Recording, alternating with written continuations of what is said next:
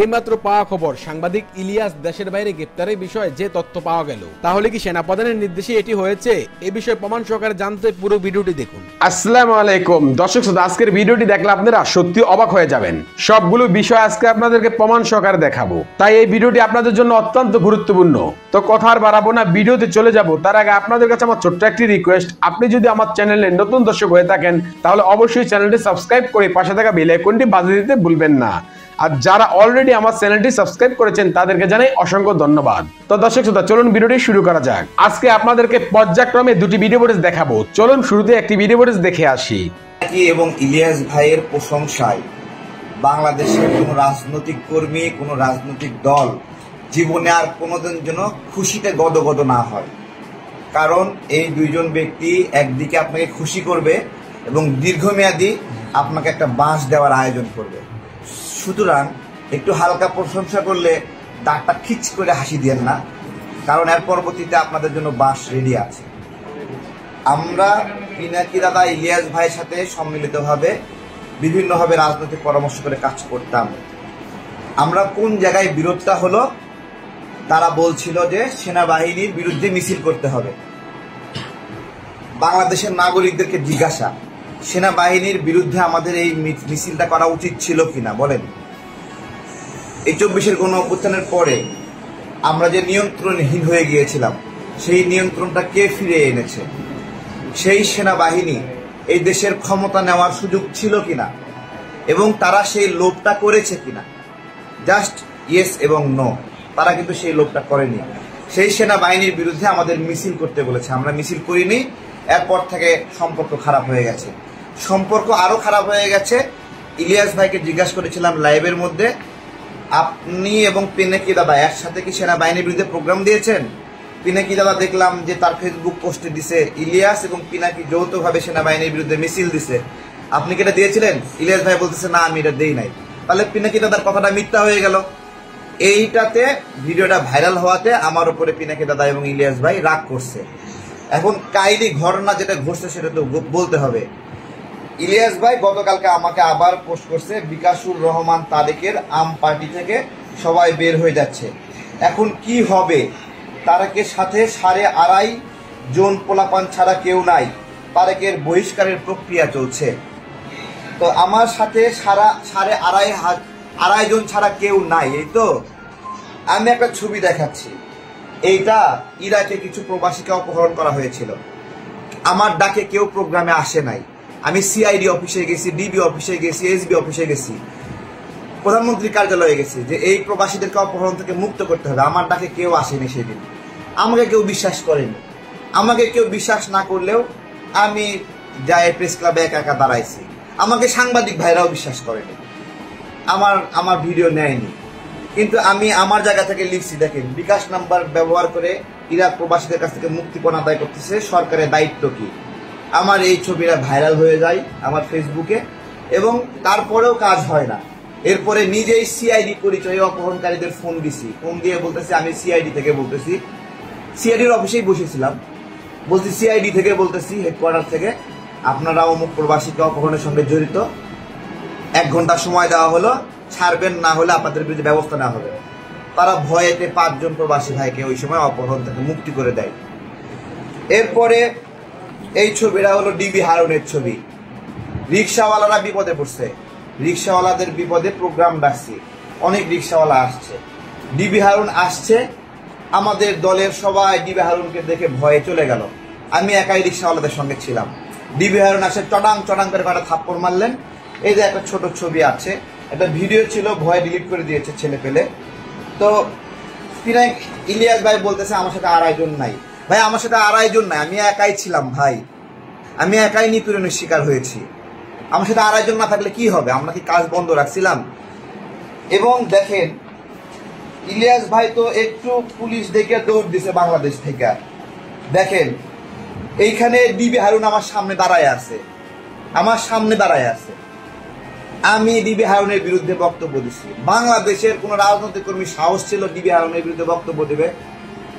বলেন, সাহস ছিল? এডিসি হারুন, ডিবি হারুন না, এডিসি হারুন। মনে আছে এডিসি হারুন?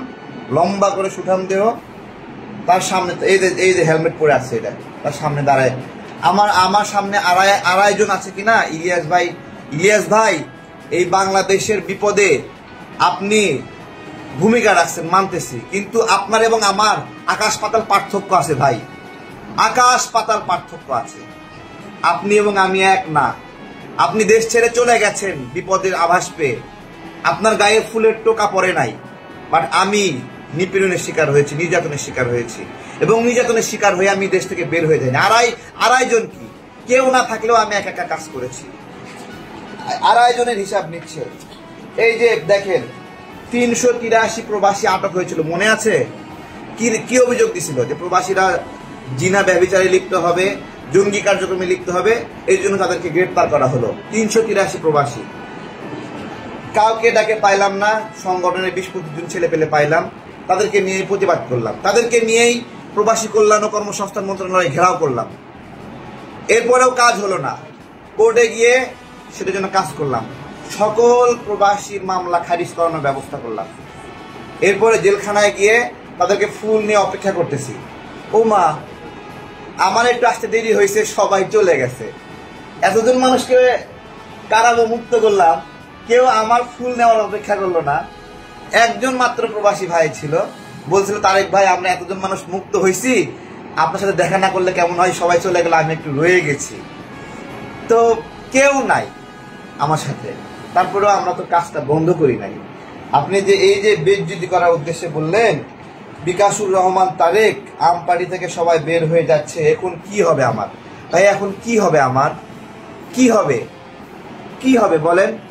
আমি আমার রাজনীতি অ্যাক্টিভিজম সব বাদ দেব? আমার দলে যদি কেউ না থাকে তাহলে আমি বাদ দেব? আপনারা যে চেষ্টাটা করেছেন পিনাকি দাদা এবং ইলিয়াস ভাই, যে আপনাদের গ্রিপের মধ্যে আমাদের সংগঠনটাকে রাখবে, এই রাইখা বিভিন্ন জায়গায় মব সৃষ্টি করাবে। সিপিবির অফিস ভাঙতে বলছিলেন, সিপিবির অফিস ভাঙতে বইলা ওইদিকে আবার সিপিবিকে কেন খবর দিয়েছেন বলেন? সিপিবির প্রিন্স রে ওইদিকে খবর দিয়েছে তারেকরা এখানে অফিস দখল করতে আসবে, আর আমাদেরকে বলছে যে অফিস দখল করো। ওই দিন জাতিসংঘের মহাসচিব আসছে বাংলাদেশে, বলেন ওই দিন ইলিয়াস এবং পিনাকির কথা শুই না সিপিবির অফিসে আমরা হামলা করা ঠিক হইতো? বিশ্বের কাছে বাংলাদেশের বার্তা ভালো যাইতো?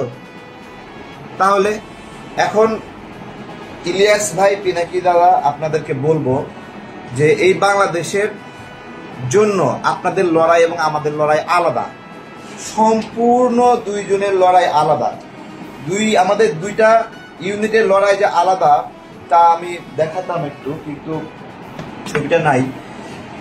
ইলিয়াস ভাই আপনি প্রতিদিন ভিডিও করেন, লাখ লাখ লাখ লাখ ভিউ হয়।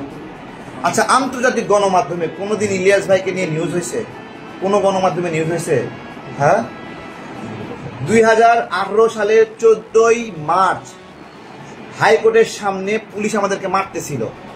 ওই সময় টিয়ার শেল ক্যাশ ধইরা এই হাত পুড়ে গেছিল, ধইরা পুলিশের দিকে ঢিল মারছিলাম ওই টিয়ার শেল।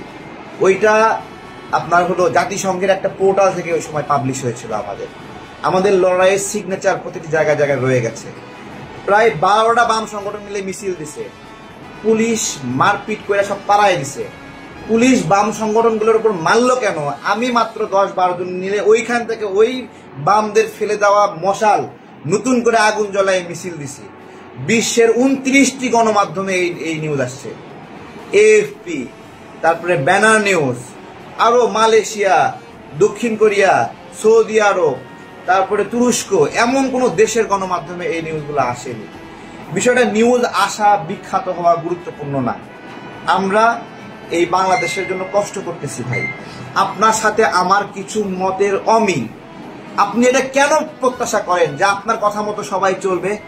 আপনার চাকর নাকি আমরা? আপনার কথা মতো আমরা চলবো? তবে কয় পয়সা দিয়েছেন আমাদেরকে আমাদের রাজনৈতিক কার্যক্রমের জন্য যে আপনার কথা মতো আমরা চলবো? গত দুই দিন আগে ইলিয়াস ভাই পোস্ট দিচ্ছেন যে আমাদের দলের কর্মী সাধনা মহাল আপুর তার জামিনের জন্য আমি 60 লাখ টাকা নিছি।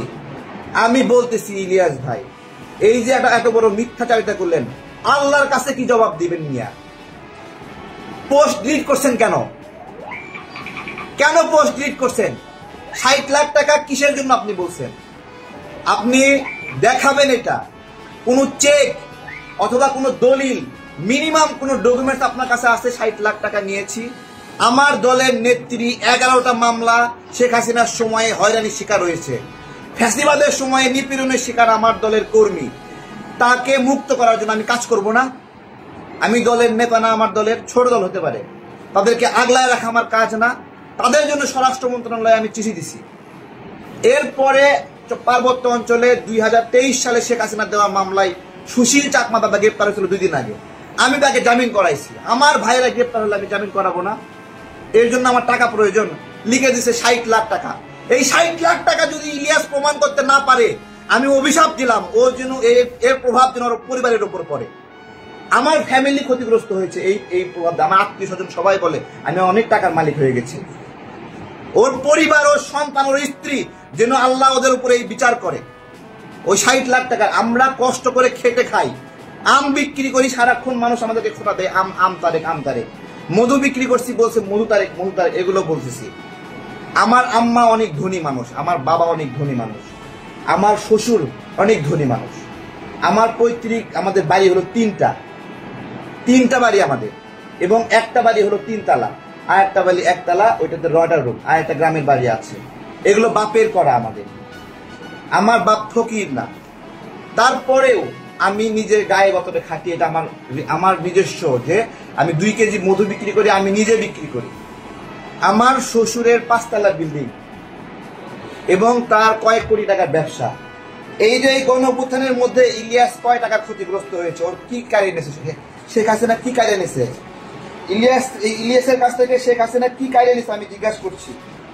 হ্যাঁ, এই যে দেখেন, এই যে প্রায় কোটি খানিক টাকার সম্পদের ব্যবসা পুরা বুলডোজার দিয়ে শেখ হাসিনা ঘুরাই দিছে। বলেন ইলিয়াসের এই ক্ষতি হয়েছে? দেখেন, এই যে দেখেন, বুলডোজার দিয়ে ঘুরাই দিছে একবারে।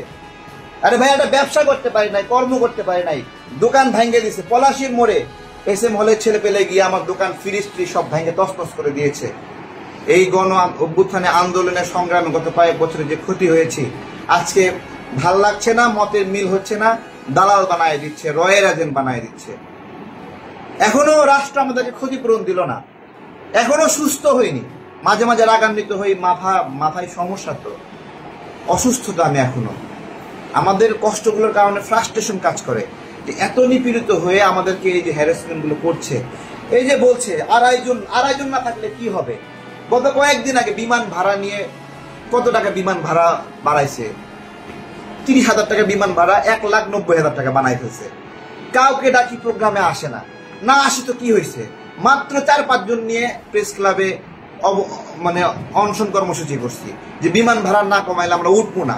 ভাই, আমার সংখ্যা 2.5 জন, তো তুমি ইলিয়াসের কি মিয়া?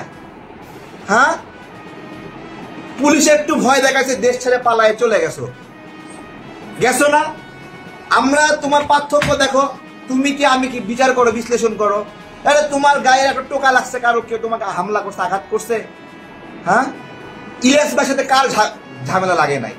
ইলিয়াসের সাথে জ্যাকব মিল্টনের ঝামেলা লাগছে, এম রহমান মাসুম ঝামেলা লাগছে, টিটো রহমানের ঝামেলা লাগছে, কার ঝামেলা লাগে নাই?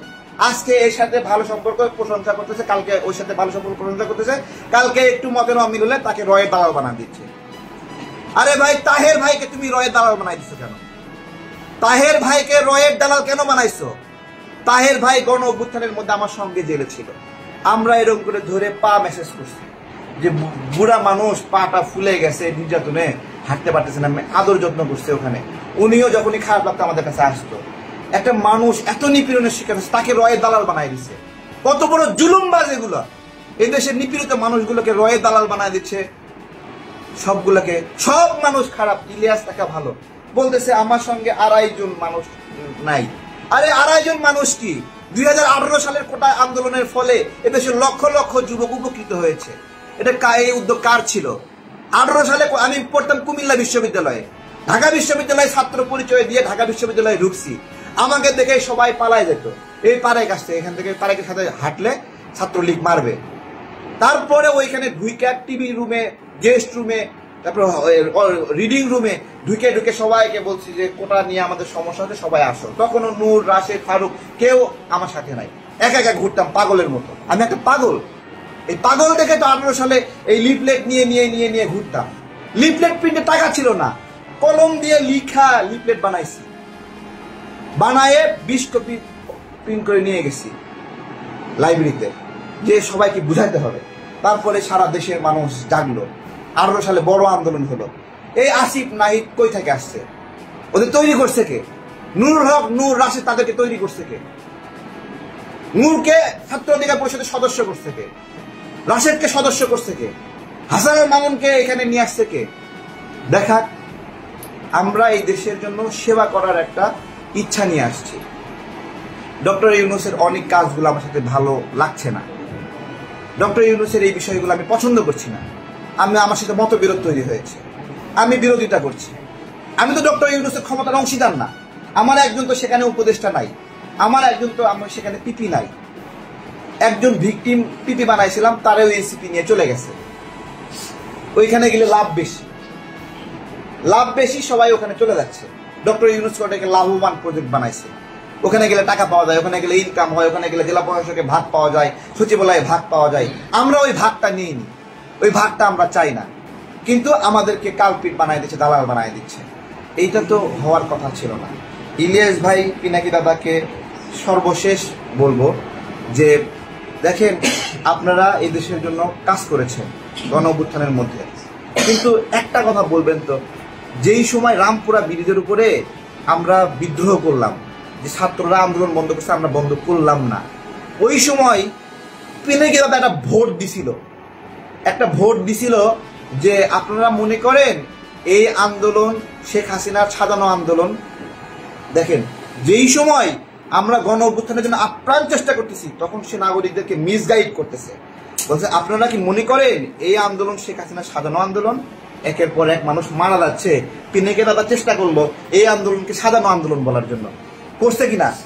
এবং মাশাআল্লাহ, পিনাকি দাদার সমর্থক যারা, তারাও এটাতে গণহারে ভোট দিছে। একবারে 90% মানুষ মতামত দিয়ে দিছে এই গণ অভ্যুত্থান হলো সাজানো গণ অভ্যুত্থান। এখন ওই মানুষগুলো যদি আসে আমাকে হ্যারাসমেন্ট করে, আমি কি করতে পারি বলেন? কি করতে পারি? তো এটাই বলার আর কিছু নাই। জাস্ট এই যে সিম্পলি দেখেন আমাদের এই একক আন্দোলন আজকে একটা এই যে প্রবাসীদের জন্য মাত্র 3 জন মিলে আন্দোলন করছে। 3 জন মিলে। ইরাক প্রবাসীরা ওই কোয়ারেন্টাইন ফি দিতে পারে না, বুঝছেন? আমরা কি করলাম? আন্দোলন করলাম, 3 জনের আন্দোলন।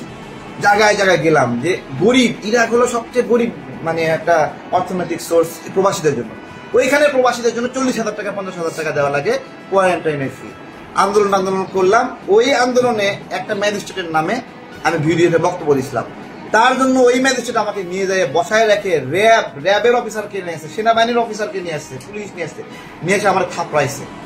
টাপড়ায় পরের দিন আবার গেছি, থাপ্পড় খাইও আবার গেছি প্রবাসী কল্যাণ ও কর্মসংস্থান মন্ত্রণালয়ে।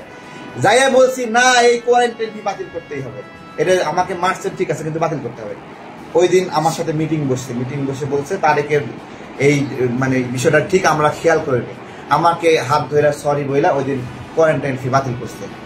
মালয়েশিয়াতে 70,000 টাকা 40,000 টাকা 48,000 টাকা কোয়ারেন্টাইন ফি লাগতো, কাউকে আন্দোলনের জন্য পাইনি। করোনার মধ্যে কেউ বের হচ্ছিল। শেষে একলাসউদ্দিন ভাই, আমাদের সম্মানিত বিজ্ঞ আইনজীবী স্যার, ওনাকে বললাম, স্যার মালয়েশিয়া প্রবাসীদের এরকম বিপদ, কিছু একটা করেন, আন্দোলন তো করতে পারতেছে না, নিষেধ আন্দোলন করা করোনার মধ্যে। উনি আমাকে নিয়ে কোর্টে দাঁড়ালেন। সেই 48,000 টাকার কোয়ারেন্টাইন ফি হয়ে গেল 8,000 টাকা। এখন ইলিয়াস ভাই এই যে অসম্মানিত করলেন, বিকাশুর রহমান তারেকের আম পার্টি থেকে সবাই বের হয়ে যাচ্ছে না। আপনি খুব চেষ্টা করতেছেন আমাদের এই লোকগুলোকে ভাগায় নেওয়ার জন্য। রাজনৈতিক দল করবেন আমার এই লোকগুলোকে নিয়ে গিয়ে, উদ্দেশ্য কি? মতের মিল হচ্ছে না, এই জন্য মিসগাইড করে নিয়ে যাবেন। এইটা কোনো সভ্যতা যে কোনো একটা দলের, রাজনৈতিক দলের কেন্দ্রীয় গ্রুপে কি হচ্ছে ইলিয়াস দেশের বাইরে থেকে সেগুলো দেখবে? এটা কি সভ্যতা নাকি? এটা কি রাজনৈতিক শিষ্টাচার যে এই গ্রুপে কে কি মেসেজ দিল সেগুলো নিয়ে পোস্ট দেওয়া? এটা কি রাজনৈতিক শিষ্টাচার?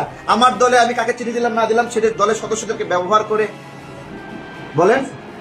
নিজেদেরকে কতটুকু মানে উগ্র বানাইছেন আপনারা, কতটুকু বর্বর বানাইছেন, একটু নিজেদেরকে প্রশ্ন করেন।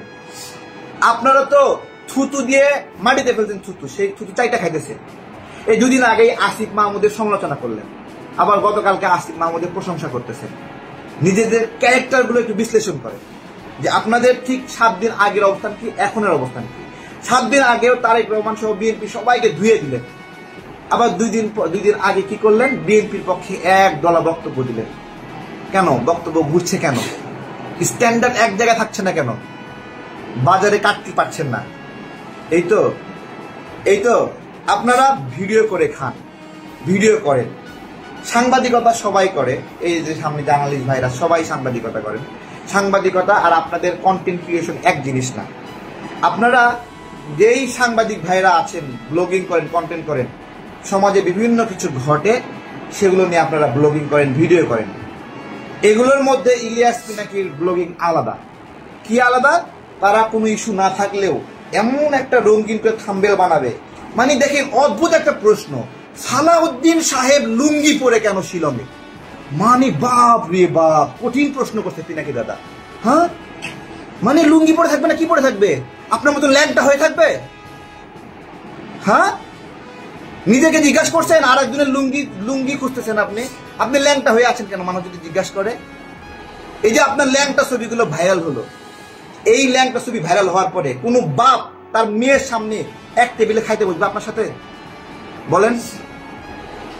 বলেন কোন ছেলে আপনাকে নিয়ে তার মায়ের সামনে খাইতে বসবে? ওই চোখের সামনে ল্যাংটা ছবিগুলো আসবে। আপনি আরেকজন লুঙ্গি পরে আসেন কেন? এই যে প্রতিদিন ভিডিও করার যে তাগাদা, যে একটা করে ভিডিও বানাইতে হবে, ইনকাম করতে হবে, ব্লগিং করতে হবে, এগুলো থেকে বের হয়ে আসে। আপনাদের এই চাহিদা মেটানোর সক্ষমতা আমাদের নাই ভাই। হ্যাঁ, আপনাদের এই ক্ষুধা মেটানোর সক্ষমতা বাংলাদেশের নাগরিকদের নাই। আপনারা যে চেষ্টাটা করতেছেন যে আপনারা ডক্টর ইউনূসকে গ্রিপে রাখবেন, যতক্ষণ পর্যন্ত গ্রিপে আসে নাই ততক্ষণ পর্যন্ত গালিগালাজ করছেন। যেই আপনার গ্রিপে আসছে তখন প্রশংসা করা শুরু করছেন, যেই ভাগ পাচ্ছেন আর প্রশংসা করা শুরু করছেন, তাই না? আসিফ মাহমুদ আপনার সঙ্গে ফ্রান্সে গিয়ে দেখা করে আসছে, এর আগ পর্যন্ত প্রত্যেক দিন ইলিয়াস সরকারের সমালোচনা করছেন। তাহলে কি এমন মধু দিয়ে আসলো আসিফ মাহমুদ আপনাকে ফ্রান্সে গিয়ে যে আপনি তারপর থেকে আর সমালোচনা করছেন না? বলেন তো। সব শেষে বলবো, এই যে বলছেন না যে তারেকের সাথে 2,500 পোলাপান ছাড়া কেউ নাই। এই বাংলাদেশে রাজনৈতিক ময়দানে আমরা রাজনীতিটা তৈরি করার কাজ করি, আর সেই রাজনীতিগুলো নিয়ে আপনারা ভিডিও ব্লগিং করেন। এই যে আমি 2 জন নিয়ে মাইকিং করলাম, সীমান্তে নাগরিক হত্যা, শুনুন বাংলাদেশের নাগরিক শুনুন, আমাদের সীমান্তে 2 জন নাগরিক হত্যা করা হয়েছে। এই ভিডিও সাইটে বিভিন্নভাবে ভিডিও আপনারা বানাইছেন। রাজনীতি আমরা তৈরি করি। শেখ হাসিনা আউলিয়া, দেশ করেছে দেউলিয়া, এই স্লোগানটা আমার তৈরি করা স্লোগান। এরকম অসংখ্য বয়ান তৈরি করা আমাদের। একটা নিজের মতো একটা বয়ান দিতে পারেন না। হ্যাঁ, এই যে 2,500 এই 2,500 এই বক্তব্য সজীব জয় থেকে নকল করা না। নিজে এত মেধাবী আপনারা, নিজে কিছু করেন, এত মেধাবী করেন। এগুলো আসলে গুজব ছাড়া মানুষের কাছে ভিডিও চমকপ্রদ হয় না। যেটা প্রচলিত সবাই ঘটে সেটা তো সবাই জানে, ওটা ভাইরাল হয় না। এখন গুজব ভাইরাল হয়। এই জন্য এই যে নোংরা কাজগুলো করছেন, আপনাদের দেশের জন্য অবদান আছে, এটা মানছি। এই গণঅভ্যুত্থানের মধ্যে বিভিন্ন সময় দেশের পক্ষে কাজ করেছেন, কিন্তু এটা ভাই কেমন কাজ? আরো 2 জন কাজ করছে, ওদের চরিত্র হনন করছেন, ওদের কাপড় খুলে দিচ্ছেন। এই লোকের সাথে তো কোনোদিন আর দেখা হবে না।